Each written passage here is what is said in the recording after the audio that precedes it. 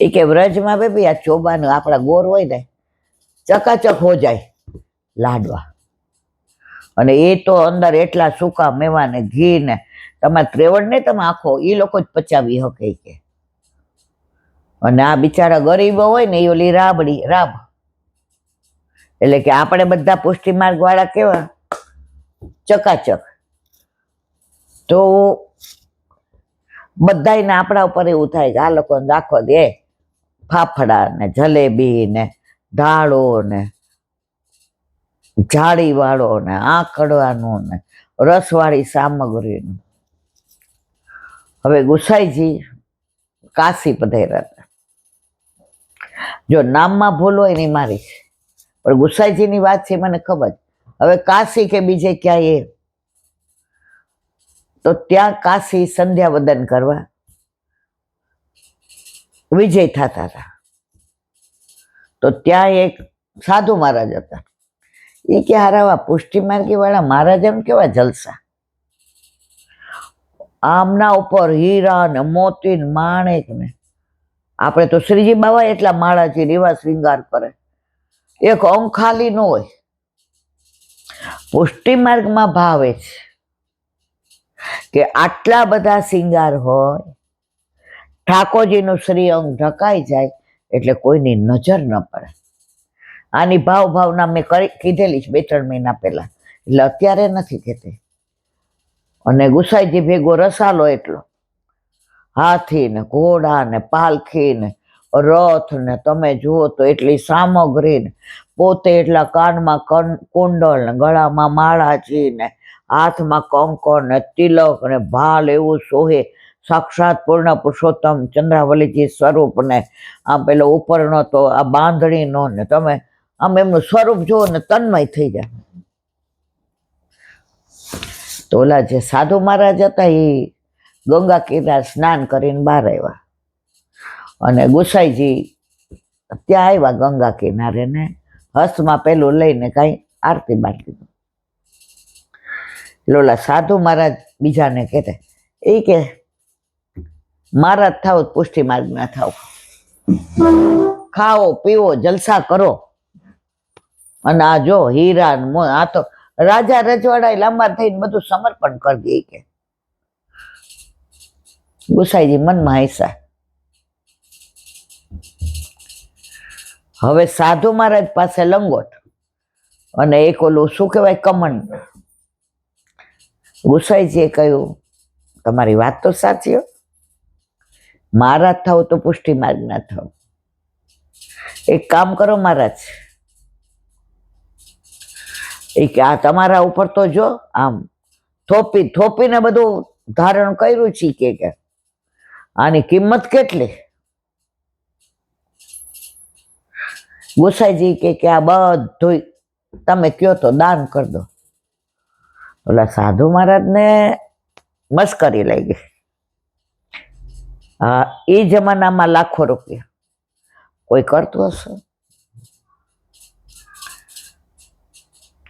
એ કે જાઓ, ઓલા સાધુ મહારાજ કે કરો તો ખરા, હું જો એક વીંટી તો આપો. ઈ કે ગુસાઈજી બધાને બોલાવ્યા બ્રાહ્મણોને, ખાલી ધોતી ને ઉપરનો ધારણ રાખ્યો, ગળાના બધી જાતના માળા છે, હીરા ને મોતી ને માણેક ને પરવળ ને સોના ને ચાંદી ને રજત ને કાનના કુંડળ ને હાથના કંક બધું જ કે બધો રસાલો, રથ ને પાલખી ને હાથી ને ઘોડા.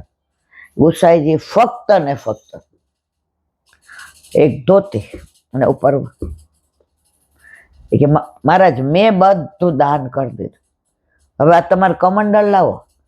એ કે શું કમંડળ? આ એક તો છે, આમાં જ માગવાનું, આમાં જ ખાવાનું, એ ધોઈને એમાં જ પાણી પીવાનું, એ ધોઈને એનેથી સ્નાન. એ કાંઈ કમંડળ બમંડળ ના દેવાય.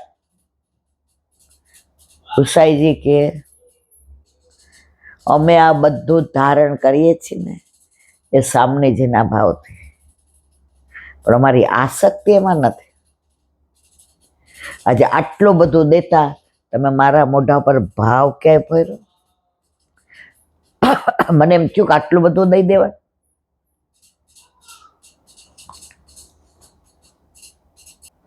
કમંડળ થોડું દઈ દઉં? ગુસાઈજી કે તમારી આસક્તિ કમંડળમાંથી નથી છૂટતી. ત્યારે બીજા 10 જણા જે દાન એ ક્યાં હજારો લાખો રૂપિયાનું પૂછ્યું નહીં અમે કોણ છીએ ને શું છીએ. એક ધોતીને ઉપરણામાં આવી ગયા. સ્થિત પ્રજ્ઞ અચ્યુત, પ્રભુને ગમે છે તો પહેરું જ, એની ઈચ્છા છે કે દઈ દો. અમારી આસક્તિ આ કરોડો રૂપિયામાં નથી, અમારી આસક્તિ અમારા પ્રભુમાં છે, અને તમારી આસક્તિ આ કમંડળમાં છે. પુષ્ટિ માર્ગ આનંદનો છે, પણ દેખાય છે એવો નહીં. હમણાં 2 મહિના પહેલા જ મેં દાખલો આપ્યો હતો કે ઓલા વૈષ્ણવ આવીને વલ્લભને કે તમારો માર્ગ બહુ હોય કે પુષ્ટિ માર્ગ એટલે પુષ્ટ થવાનો, ઈલાબેનની જેમ. વલ્લભ કે આને જવાબ શબ્દોથી નથી આપ.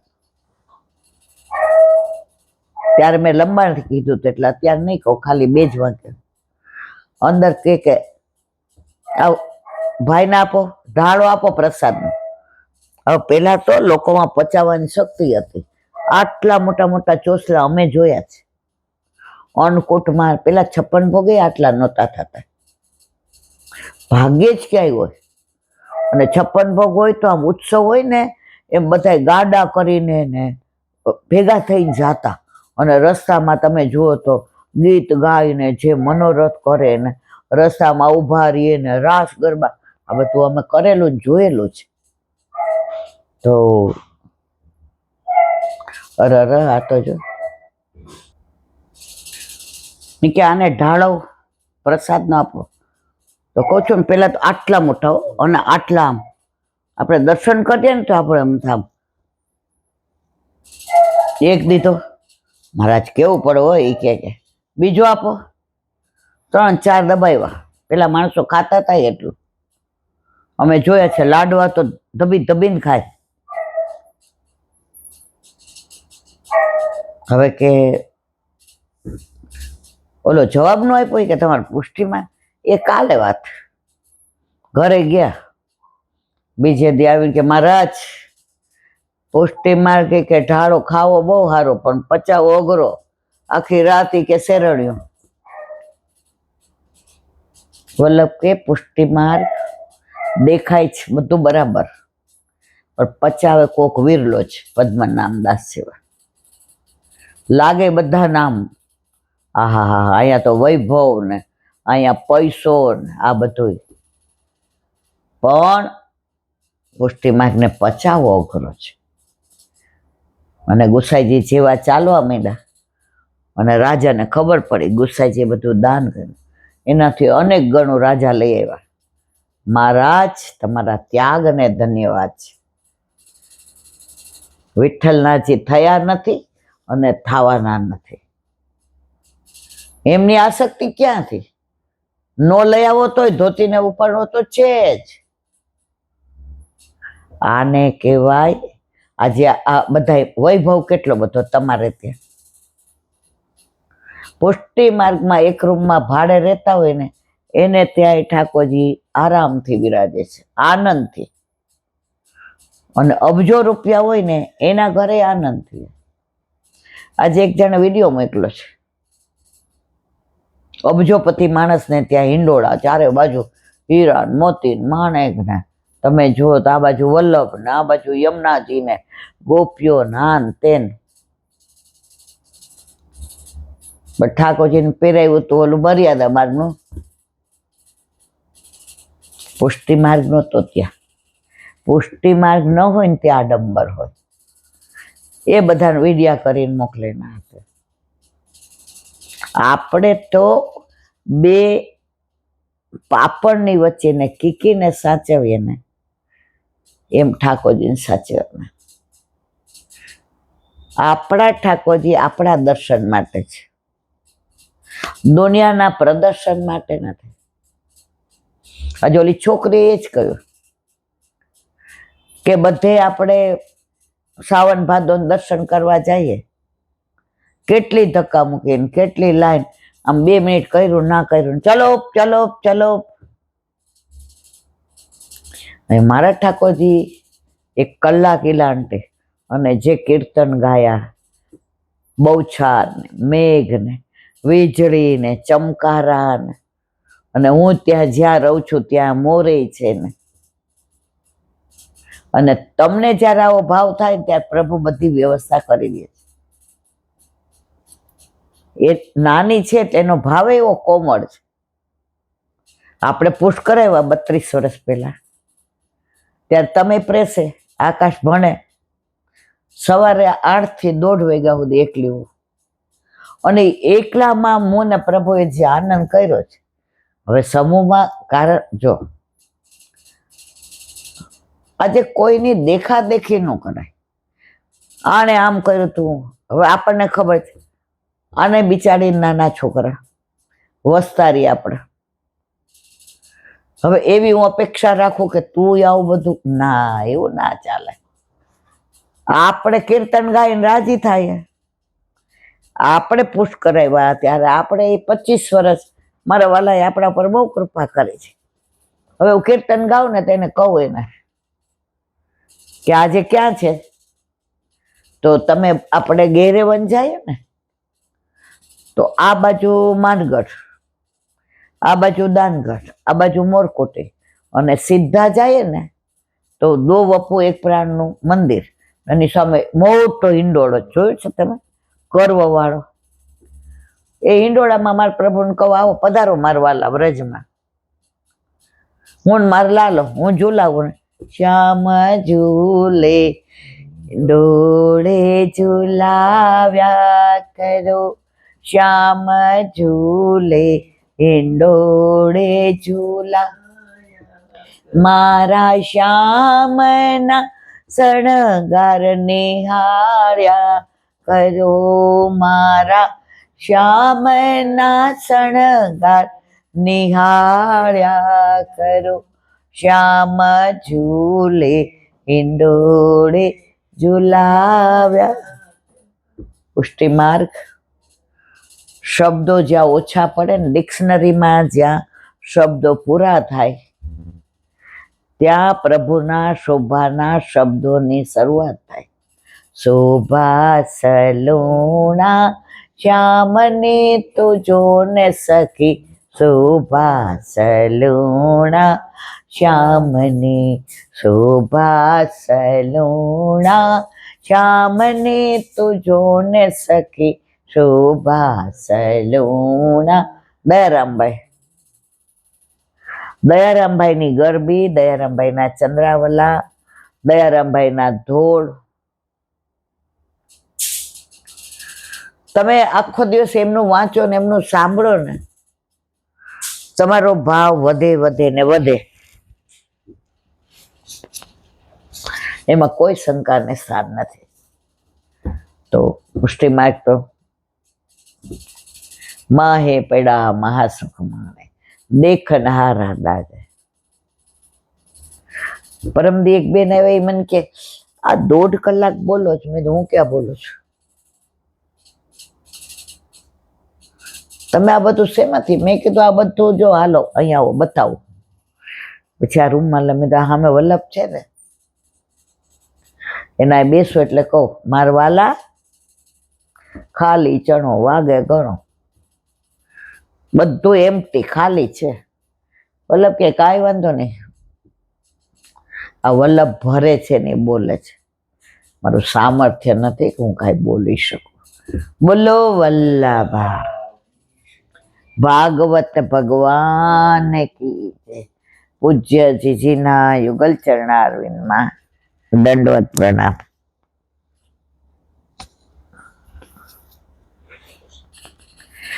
મૃતિકા ભક્ષણ અને દ્રોણ ધરાનો પ્રસંગ. કાલે આપણે ઠાકોરજીએ માટી ખાધી એના કેટલા બધા કારણો, પણ બધામાં ના પડતા આપણે દ્વિજ સુધી આવ્યા હતા. દ્વિજ એટલે બ્રાહ્મણ. જન્મ લે ને પછી જનોય લે એટલે બીજો જન્મ થાય, એટલે એને દ્વિજ. આપણને વૈષ્ણવને દ્વિજ કહેવાય.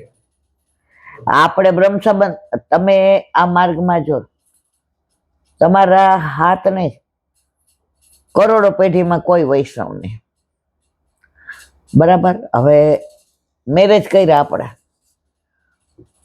તો તમે પેલા શું હતા, અને જેવું બ્રહ્મ સંબંધ લીધું તમને કોઈ પૂછે, આપણા છોકરાઓનું ઓલું શું કહેવાય, બર્થ સર્ટિફિકેટમાં આપણે બધે લખાયું છે વૈષ્ણવ વાણિયા. બ્રહ્મ સંબંધ લીધું એટલે દ્વિજ થઈ ગયા, બીજો જન્મ થયો તમારો. તમે ભલે જન્મે જૈન હતા પણ કર્મે તો પ્યોર વૈષ્ણવ થઈ ગયા.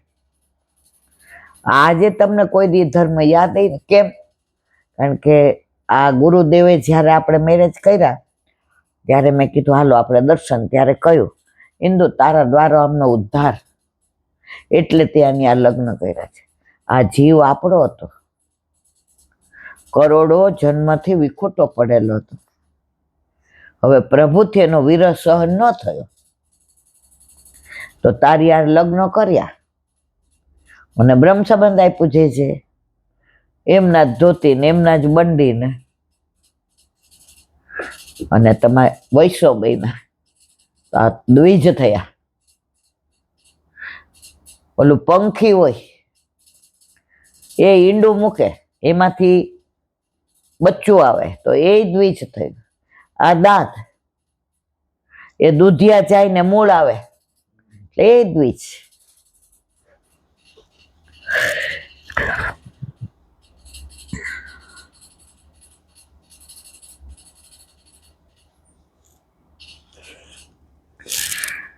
મહાપુરુષોની વાણીમાં હંમેશા વિશ્વાસ રાખો. અધમ પુરુષની વાણીમાં કોઈને વિશ્વાસ બેસતો નહીં. જો અમુક લોકો આપણને કહે તો આપણે ઘરમાં આવીને તરત કહી એની વાતમાં ક્યાં આવી ગયા. આપણા બધાનો અનુભવ છે. બહાર બેઠા હોય ને કોઈ આવીને કાંઈ તરત આપણે અંદર આવીને બોલીએ રીખો આમની વાતમાં. અને કોઈ વૈષ્ણવ એવા હોય કે આમ એટલે તરત કહીએ ભાઈ જો ધર્મની કાંટામાં જરાય અવિશ્વાસ નહીં કરવાનો. અમે નાના હતા ને તો કાકા ને ફુવા ને મોટા પપ્પાને વાતો કરે કે આ તો ધર્મનો કાંટો. તો એ મારા કાકાને મેં પૂછ્યું, કાકા ધર્મનો કાંટો આખો બધા વાતો હું કરો છો? એ કે બેટા સોની બજારમાં જઈએ ને તો હવે જૂનું સોનું દેવું છે, તો સોનીઓ કોક 1 ગ્રામ વધુ કે ઓછું, ત્યારે તોલા હતા, રતી હતું, રતીભાર. આ ધર્મનો કાંટો ને એ ચિઠ્ઠી બનાવી દે કે આ બંગડીનું વજન આટલો છે, 4 તોલા ને 2 ગ્રામ. પછી 500 દુકાન હોય, એમાં જેમાં આપણે વેચવું હોય ને ત્યાં આપણે એને બતાવીએ કે જુઓ આ ધર્મ, એટલે તરત કે ઓહો ધર્મના કાંટાની ચિઠ્ઠી છે ને, હવે અમારે જોખવાની જરૂર નથી. આ પ્રમાણ તો ઘણા વૈષ્ણવ છે ને ધર્મનો કાંટો હોય એ કે જ પ્રમાણ. અત્યારે 2-3 અહીંયા હતા, આપણે લીલામ પહોંચી ગયા, અને એક હતા વંચક, હતા નહીં છે, ઓળખી ગયા ને, સમજી ગયા ને. એ એવા વંચક, હવે નથી કેવું કારણ કે બધાને ખબર છે, એટલે એની વાત કરો એટલે બધા સમજી જાય કે આને જ કહે છે. કિમ સ્વપ્ન એ તદુત દેવ માયા, કિમ વા મદિયો બત બુદ્ધિમોહ,